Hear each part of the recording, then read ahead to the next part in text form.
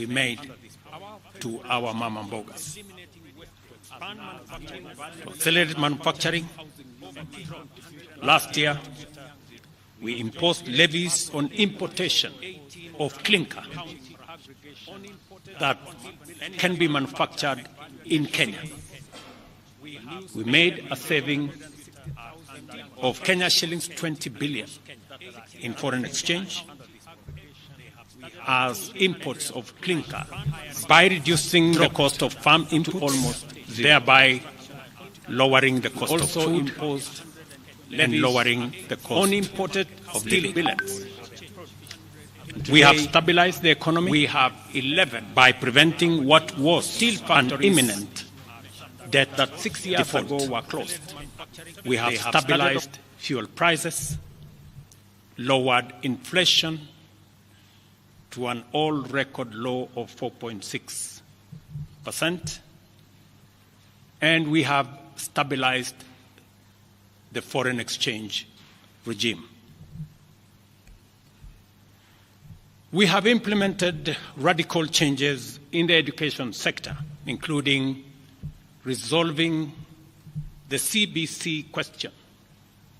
We have rolled out a new student-focused higher education funding model that has special emphasis on making sure that children from vulnerable families have the requisite support in their education.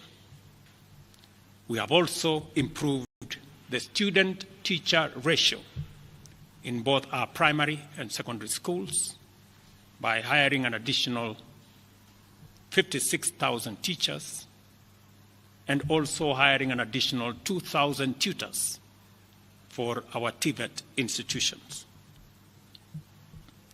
We have equally resolved bottlenecks in cash transfer program to vulnerable Kenyans, including orphans, people living with disability, and the elderly.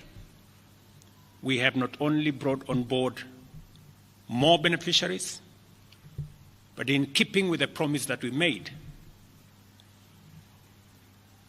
it is now not the case, as it was in the past, that these vulnerable Kenyans have to wait for months. Now their stipends are paid as salaries of public servants are being paid. We did roll out the Hustler Fund that today benefits 2 million Kenyans. And we have 7 million Kenyans who had been denied access to financial services by credit reference bureaus. They are now off the blacklisting roll.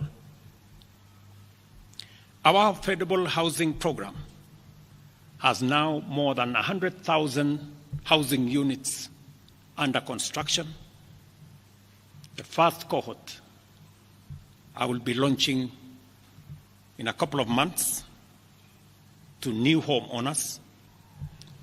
And we have 160,000 young people across Kenya that are employed under this program.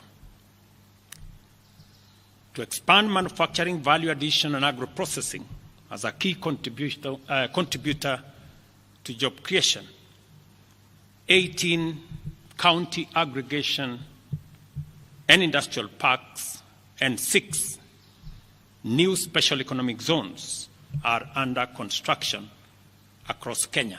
And at the same time, we have 200 fresh produce markets that are at various stages of construction. Years ago were closed. They have started operation, hiring 16,000 Kenyans, and last year alone,